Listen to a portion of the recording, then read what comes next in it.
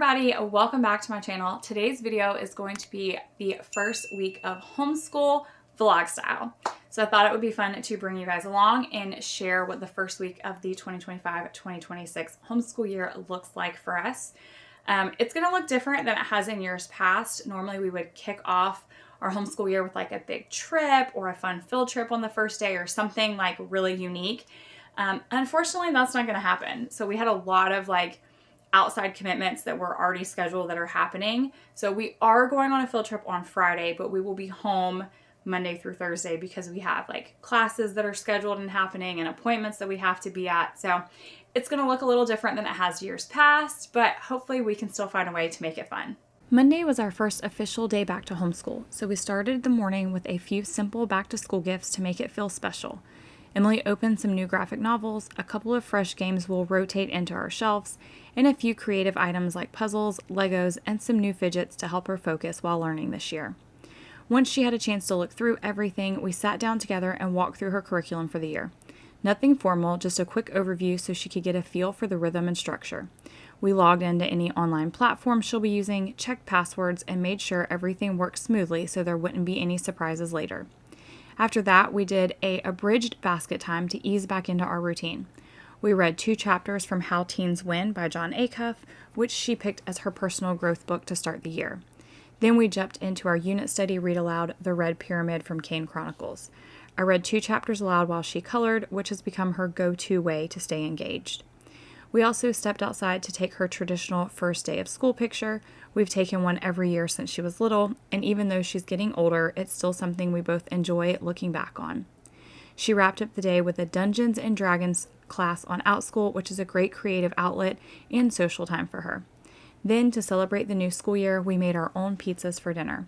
It wasn't a flashy first day, but it was a solid start, and it felt like us. Tuesday started with a Discovery Deck card from the Ancient Egypt set. Emily learned about the Rosetta Stone, which led to a short conversation about why it was such a big deal for translating hieroglyphics. She likes when history ties into something she can picture or connect to a story. After that, she tackled a Denison algebra lesson. She worked independently through the material and checked her answers with the solutions manual, which is one of the reasons we love this program. It gives her more ownership over her math this year, and it lets her work at her own pace. Afterwards, we moved into basket time, and we managed to make it through the whole thing today.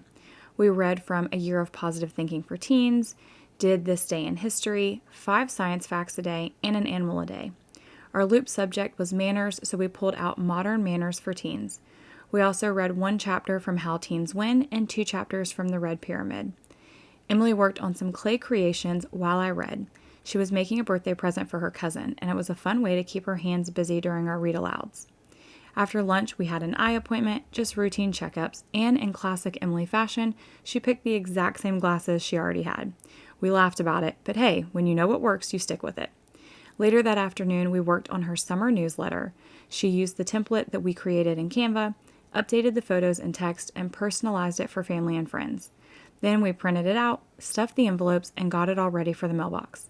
It was a productive day, but also one that had a nice rhythm to it. Not too rushed, and with space for creativity. Wednesday started out with Emily super excited to finish a graphic novel that she'd been reading called The Cartoonist Club. She couldn't wait to get to the ending, and once she finished, she was immediately inspired to start making one of her own. So I made the call to set aside our regular homeschool plans for the day and let her dive into creative writing and illustration instead. That's something we try to prioritize when we can. If she's motivated and ready to create, especially something like a comic or a story she came up with herself, I do whatever I can to make space for it. She pulled out her sketchbook and spent most of the morning planning out panels, characters, and the storyline. Around lunch, we headed out to guitar practice, but even on the drive, we kept the learning going. We listened to The Red Pyramid on audiobook in the car, 1 chapter on the way there and 1 on the way home. That's one of the ways we try to make use of those transition and times in the car, especially when we're really into a read aloud. Later that afternoon, once we got home, she and Kevin did their STEM time together. They decided to open one of the Hack Pack subscription boxes, and this one happened to be a programmable sand garden. It was a really cool setup. They could choose from pre-programmed patterns or use a joystick to draw on the sand manually, which added a fun hands-on twist. Emily really enjoyed it, and honestly, I think Kevin did too. It wasn't necessarily a traditional homeschool day, but it was packed with creativity, reading, music, and hands-on problem solving, which is honestly what we hope for most days. Thursday kicked off with some independent work for Emily. She pulled a card from the Ancient Egypt Discovery deck and learned more about King Tut. Then she worked through a Denison algebra lesson and checked her answers with the solution manual. Afterwards, she read from her new graphic novel, The Nightmare Before Christmas, Zero's Journey, just for fun before we moved into our shared learning time. We got through a full basket time again today, which included a year of positive thinking for teens, this day in history, 5 science facts a day, an animal a day, and our loop subject for today was logic, so we worked through a section from The Art of Argument. Then we read 1 chapter of How Teens Win and 2 chapters from the Red Pyramid. Emily colored while I read, which is pretty much part of our routine at this point. After that, Emily and I decided to pull out Fix-It Grammar, which was something that she hadn't touched since last school year. She wanted to do just a little, but she ended up loving the story and wanted to keep going, so we worked together through week 1, days 1, 2, 3, and 4 in a single setting. Definitely wasn't the plan, but sometimes the momentum is there and it just makes sense to follow it. We still had time left before we wrapped up for the day, so we finished the day with a few quick games together. We played Canoodle Gravity, Top Trumps Ancient Egypt, and a Harry Potter edition of Spot It. Emily beat me 2 out of 3 games, which seems to be her usual win rate around here lately. To wrap up our first week back to homeschool, we planned something fun and a little different, a field trip to Wild Florida. It was our first time visiting, so everything was brand new to us, and we weren't totally sure what to expect, but it ended up being such a cool way to end the week. We started with the drive-through safari, which takes you through 4 miles of natural Florida landscape. We rolled the windows down and took our time as we drove. No rush, just stopping to watch the animals as we went. We saw giraffes, zebras, antelope, bison, sheep, and so many others. It was peaceful, and being able to observe everything from inside our own car made it feel relaxed and low pressure, but still super exciting. After the safari, we explored the Gator Park, which had a huge variety of alligators and crocodiles. Emily was fascinated by the different sizes and species, and honestly, there were way more than we expected to see in one place. Then we moved on to the big surprises I had planned, 2 animal encounters that Emily didn't know about. The first one was the capybara encounter.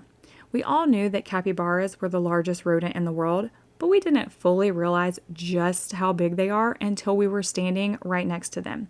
Better yet, until they were in your lap. They were incredibly sweet and social. We got to hand feed them, pet them, and spend a little time just observing their behavior up close. After that, we had the chance to step inside the ring-tailed lemur enclosure. We fed them grapes while they climbed around us, jumped from shelf to shelf, and explored everything nearby. They were full of personality, and it didn't take long before Emily and I decided that we now want pet lemurs. Even though we fully understand that might not be happening, we still want it, and we're adding them to our wish list. It was a laid-back but exciting way to finish out our first week. Tons of fresh air, animals, and memory making, plus a lot of learning. It was definitely one of the highlights of our first week back to school.